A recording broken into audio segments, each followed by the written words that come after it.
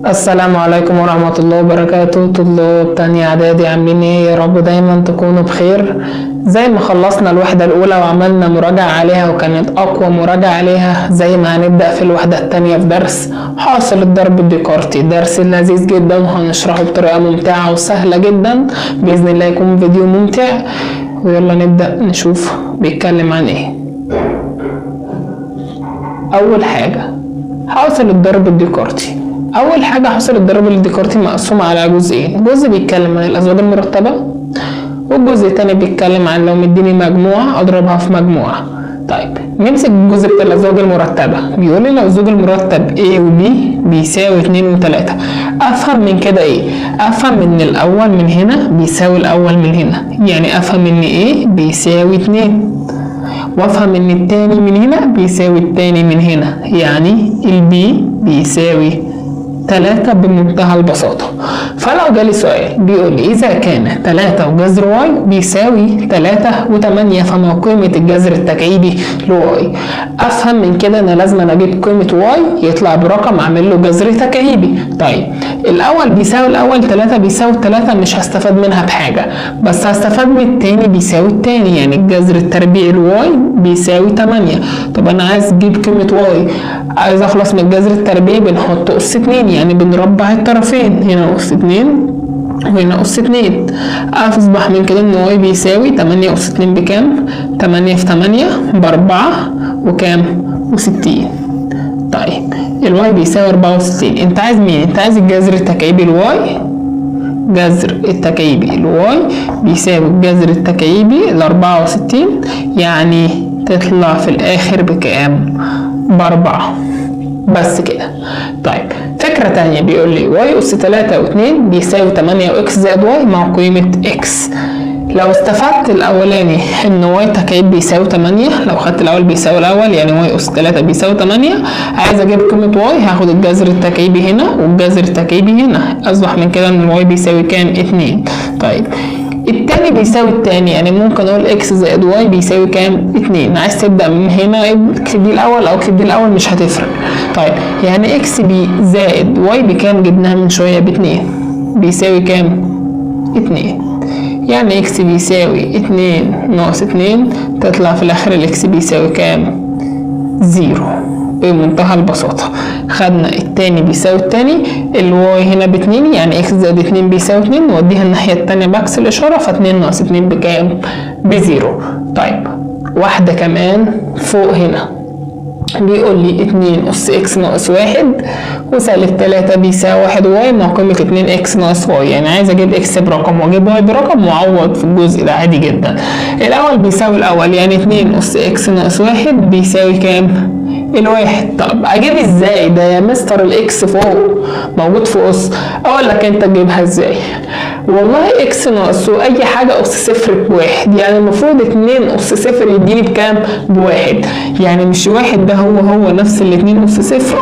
يعني هساوي الاس هنا بالاس الصفر، لان 2 اس صفر بيساوي 1، فالمفروض الجزء اللي فوق بيساوي صفر، يعني الجزء اللي فوق اللي هو اكس ناقص 1 بيساوي صفر، يعني الاكس بيساوي كام؟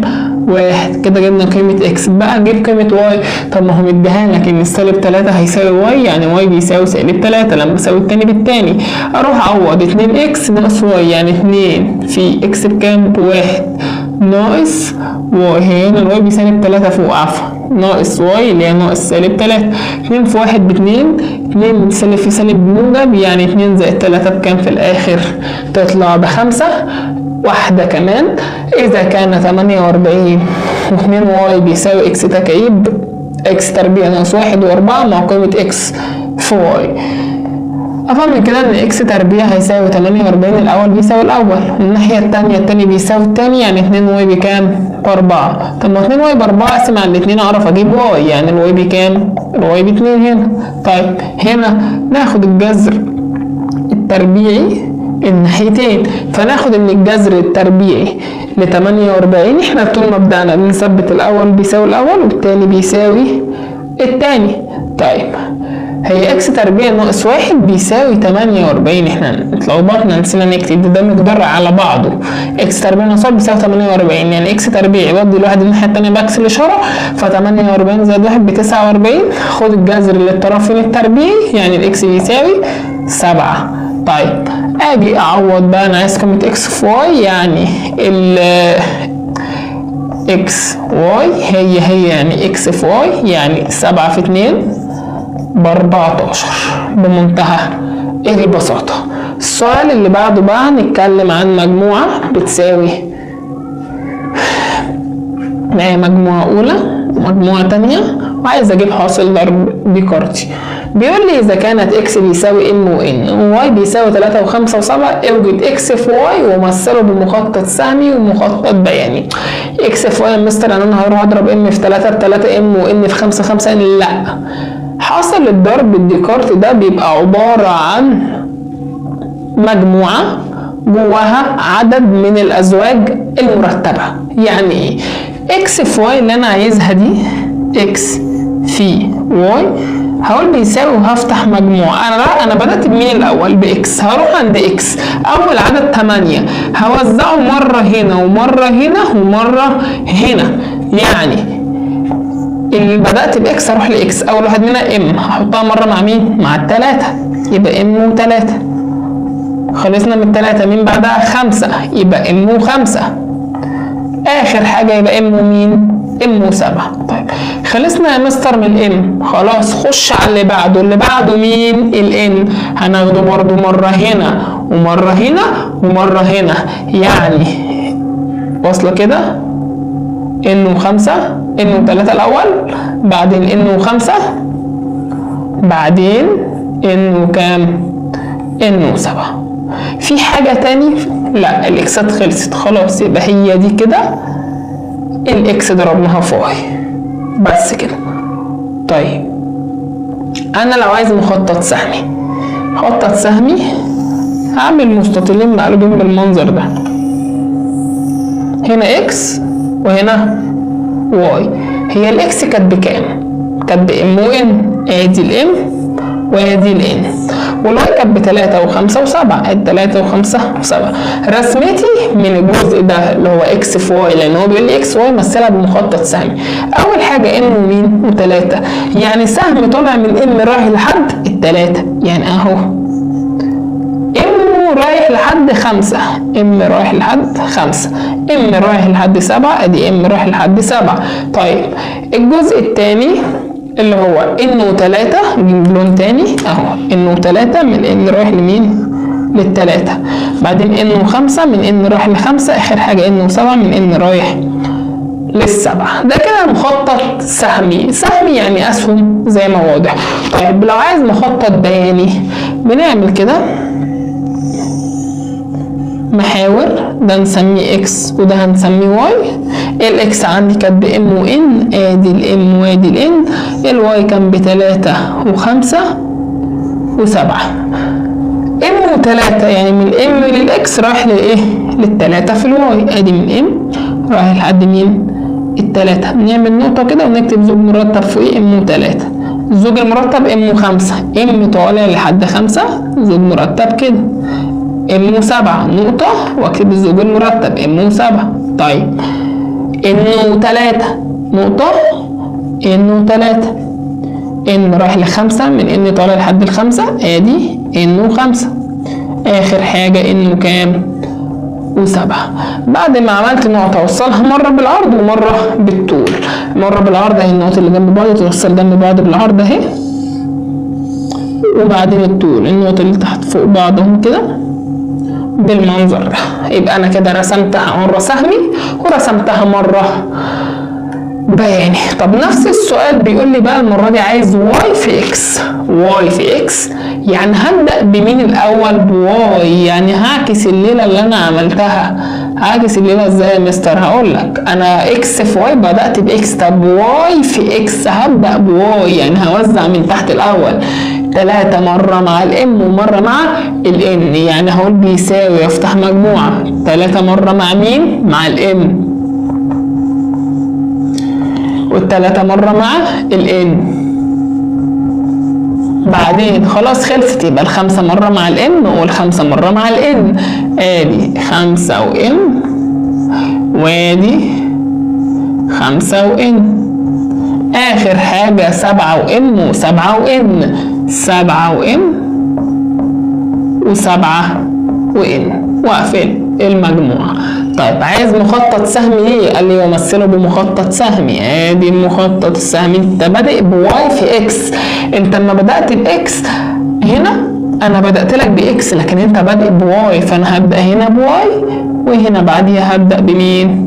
بالاكس. الواي كانت 3 و5 و7 والاكس كانت بام وان، واوصل عادي يعني من 3 رايحة لام. نوصل بده الاول، من 3 لان، من ايه تاني؟ من 5 لام، وبعدين من 5 لان. هي بتبقى الرسمة مكعبرة شوية كده بس عادي، 5 وام و5 وان. اخر حاجة 7 وام وبعدين 7 بمنتهى البساطة. طيب السؤال رقم 3 على نفس المسألة. نون اكس في واي. يعني ايه نون؟ نون اختصار كلمة عدد عناصر. عدد مين؟ عدد عناصر. طب انت عدد عناصر اكس في واي بيساوي عدد عناصر اكس هضربها في عدد عناصر واي. يعني نون اكس واي بيساوي نون اكس في نون مين؟ في نون واي. الأذان بس بيأذن، نسمعوا ونرجع لكم تاني نكمل. رجعنا لكم تاني بعد ما الأذان خلص، لأن واجب علينا أول لما نسمع الأذان نسيب كل حاجة في إيدينا ونروح نصلي وبعدين نرجع تاني. مفيش حاجة أهم من الصلاة، فلازم نسمع الأذان نقوم نتوضى ونصلي ونسيب اللي في إيدينا كله، وأول لما نرجع نكمل باقي حياتنا عادي.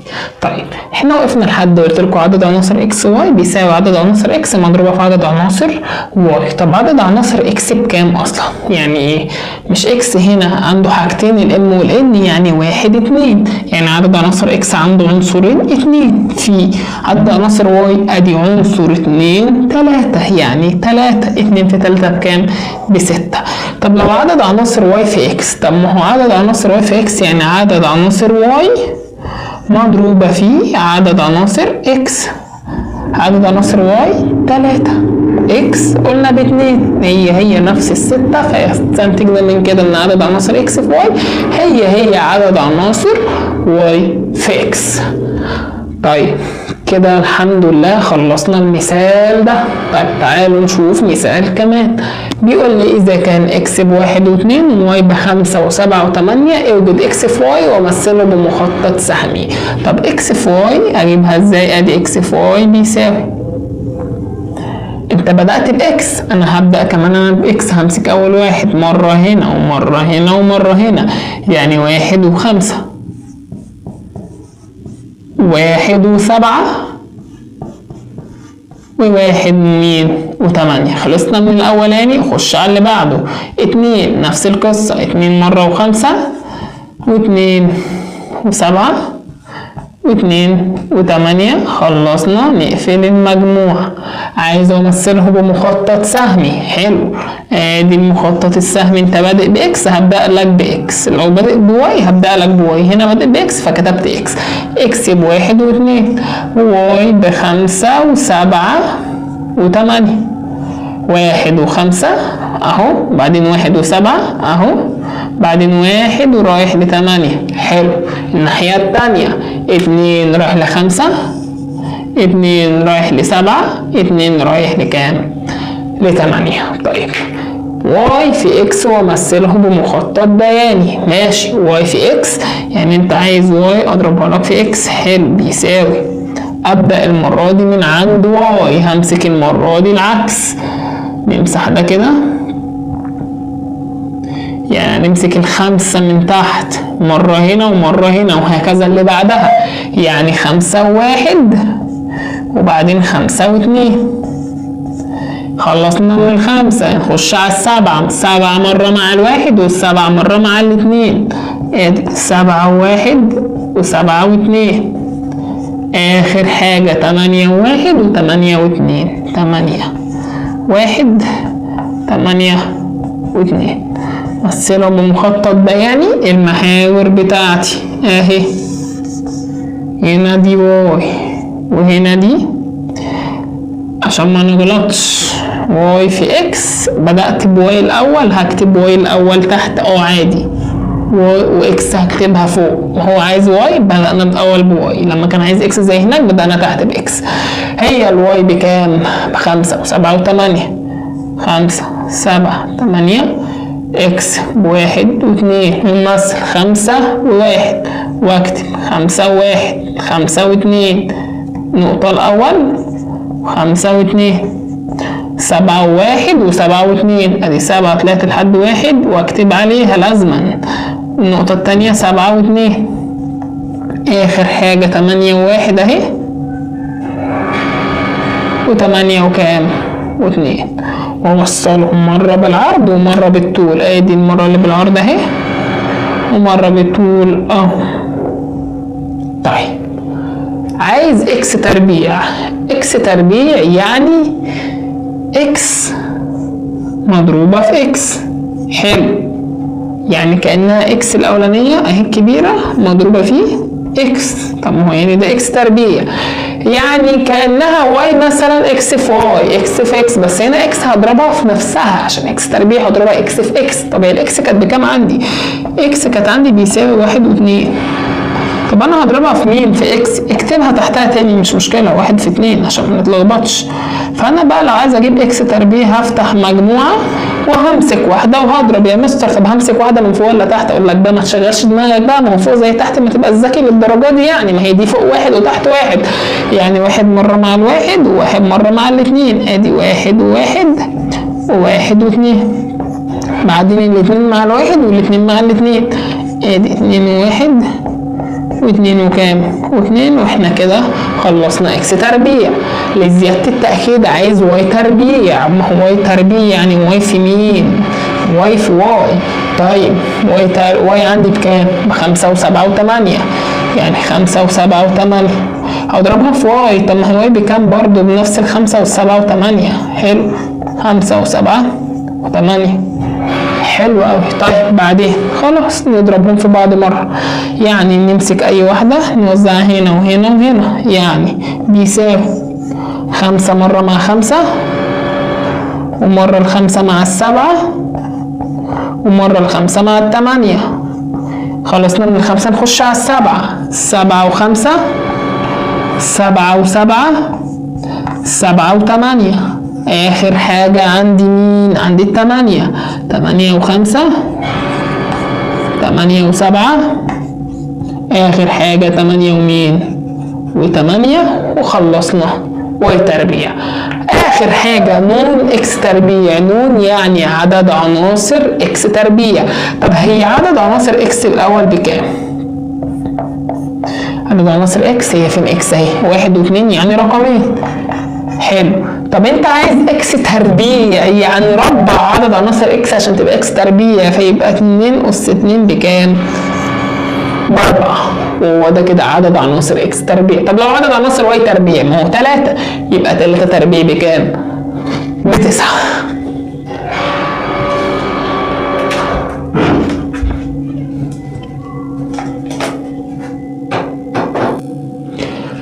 نخش في جزء كمان كده سهل ولذيذ جدا.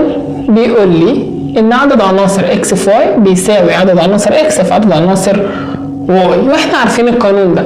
طب ما عدد مديني بقى سؤال ده كده قانون واحنا عارفينه. طب لو عدد عناصر واي ب5 وعدد عناصر مش عارف مديني هنا اكس وعايز عدد عناصر اكس وواي، طب اجيبها ازاي؟ مع عدد عناصر اكس في واي يعني عدد عناصر اكس. طب عدد عناصر اكس بكام؟ اهو 1 2 في عدد عناصر واي هو جايبها لك جاهزه ب5، يبقى 2 في 5 بكام؟ ب10. سؤال تاني مدينا عدد عناصر اكس في واي ب8 وعدد عناصر واي ب4 وعدد عناصر اكس في واي هو عايزها. طيب اجيبها ازاي؟ هو عايز عدد عناصر هنا اكس، اجيبها ازاي؟ طيب هو مش عدد عناصر اكس في واي قانون اهو، هو بيساوي عدد عناصر اكس في عدد عناصر واي. طب ما تشيل عدد عناصر اكس في واي وتكتب قيمتها اللي هي 8 بيساوي عدد عناصر اكس، ده انا اصلا عايزه في عدد عناصر واي يعني في كام؟ في 4. انا عايز عدد عناصر اكس واي، كان شغل المعادله اقسم على اللي جنبها 4 يبقى عدد عناصر اكس 8 على 4 فيها الاثنين. طيب سؤال كمان بيقول لي عدد عناصر اكس تربيع بيساوي 9 وعدد عناصر واي تربيع ب 16، عايز عدد عناصر اكس في واي. طب ما هو عدد عناصر اكس تربيع ب 9 يبقى عدد عناصر اكس بكام؟ خد الجذر التربيعي ل 9 يعني 3. عدد عناصر واي تربيع ب 16 يعني عدد عناصر واي بيساوي الجذر التربيعي ل 16 4. فعدد عناصر اكس مضروبه في عدد عناصر واي يعني 3 في 4 بكام؟ ب 12. السؤال اللي بعده اوضحه لكم كده، بيقول لي اي الازواج الاتيه. طبعا انا بعاني شويه لان محمد المخرج شويه معانا النهارده، انا المصور وانا المدرس وانا كل حاجه النهارده، الواحد صايم والله وطالع عينه يعني. يلا، اي الازواج الاتيه ينتمي الى ان في ان. يعني هي ان دي مين؟ ما هي ان دي عباره عن مجموعه الاعداد الطبيعيه اللي هي بتتكون من الصفر وكل الاعداد الموجبه. طيب امسك زوج مرتب لازم الجزئين يكونوا في ان. يعني نمسك الزوج المرتب ده، هل السالب واحد تبع ان؟ لا. طب والخمسه تبعه؟ تقول لي يا مستر ما الخمسه تبعه اختار، اقول لك لا، لازم الحتتين ينتموا لان، فده كده بره. الثلاثه بتنتمي لان، النص بينتمي لان، لا ان مش كسور دي عدد صحيحه. جذر 9 بكام؟ ب3. جذر 16 بكام؟ 4. طب ما هو ده في ان وده في ان، يبقى هي دي كام؟ هي دي الاجابه. اي الازواج الاتيه ينتمي الى زد في زد. مين زد؟ مجموعه الاعداد الصحيحه، بتبقى اعداد سالبه واعداد موجبه وصفر. طيب 2 ماشي، جذر تكعيبي ل9، لا ده جذر 9 دي ليها جذر تربيعي مش تكعيبي، هيطلع بكسور.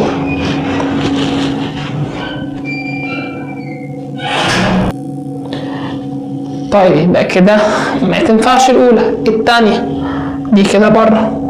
5 ماشي، الجذر التكعيبي لسالب 8 ده يبقى سالب 2، فده نفع وده نفع فاختاره. الأخيرة 3.5 مش هتنفع طبعا.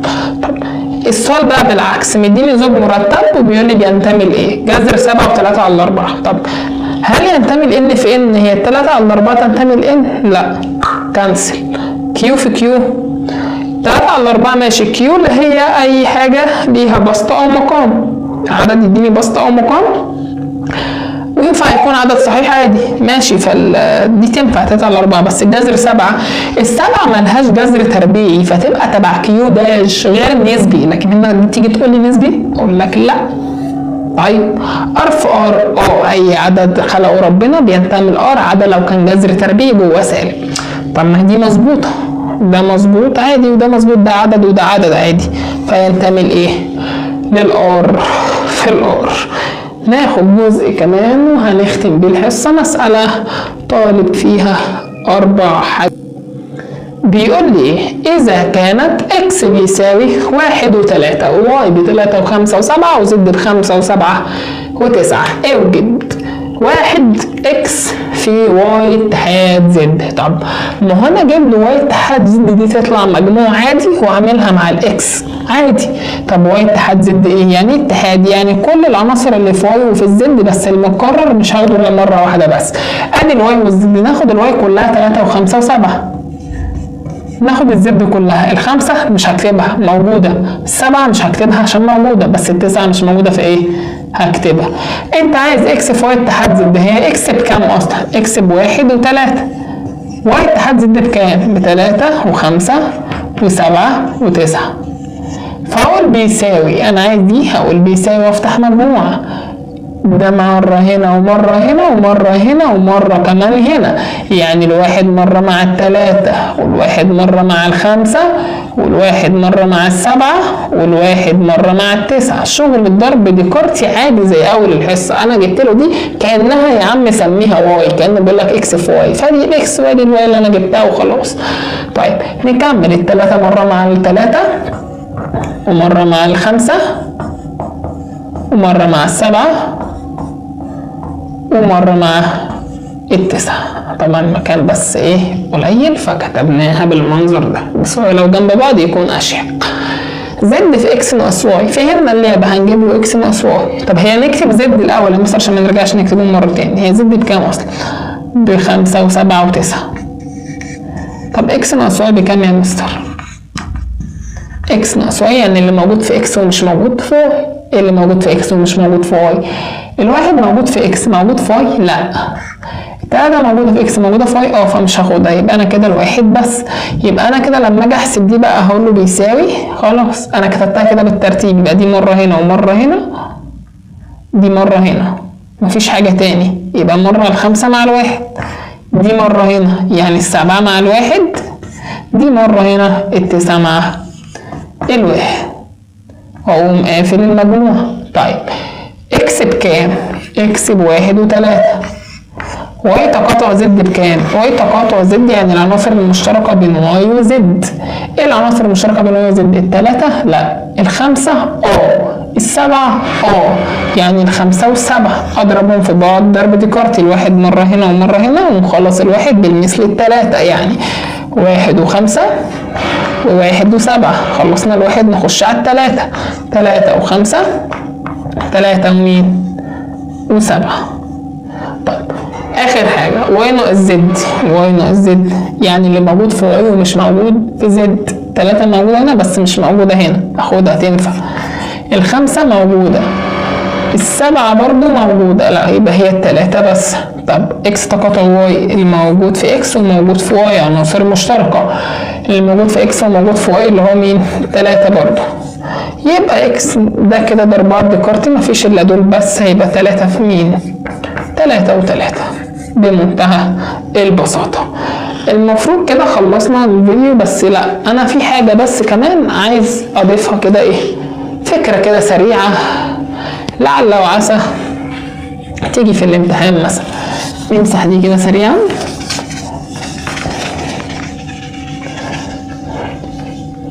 لو مثلا بيقول لك قلب لك اللعبة، بيقول لك ايه؟ بيقول لك انا مديك حاصل الضرب الديكارتي الاكس في واي بمجموعة مثلا وليكن 1 و3 1 و5 و1 و7 ماشي، و2 و3 و2 و5 و2 و7. قال لك اوجد قيمة اكس وواي. اجيبها ازاي؟ طيب ما هو يا مستر مديني اكس في واي، افهم من كده ان المسقط الاول ده هيكون اكس والتاني ده هيكون واي في كله. يعني لما اجي اقول اكس اهو بيساوي افتح مجموعة 1، ما هو متكرر واحد تاني مش هاخده، واحد تاني متكرر مش هاخده، الاتنين في حاجة تاني غير الاتنين؟ لا، ما هو مقارنة مش هاخدها. يبقى كده اكس ب1 و2. طب لو عايز قيمة واي خد اللي في مسقط واي، 3 و5 وهنا ال7 متكررين تاني تحت مش هاخدهم. عايز تتأكد اضربهم ضرب ديكارتي اكس في واي، يعني 1 مع ال3 1 مع ال5 و1 مع ال7، هو اصلا عامل كده 2 مع ال3 و2 مع ال5 و2 مع ال7. طب افرض اعكسها عادي، تعكسها انت كمان بس كده. كده نكون خلصنا فيديو حاصل الضرب الديكارتي، وخلصنا فعلا الديكارتي كله، احنا عملنا كل حاجة حرفيا في الفيديو. ان شاء الله الفيديوهات الجاية هتكون المنهج برضو لذيذ زي كده. الرياضة الترم ده خفيفة مش زي الترم اللي فات. الترم اللي فات كانت ممكن نقول صعبة بس شوية على بعض الناس، بس الرياضة الترم ده يعني في المتناول زي ما احنا شايفين. هي بس عايزة بس واحد بيذاكر وبيعمل اللي عليه. انت ذاكر واعمل اللي عليك وسيب الباقي على ربنا. اشوفكم في الفيديوهات الجاية، والسلام عليكم ورحمة الله وبركاته.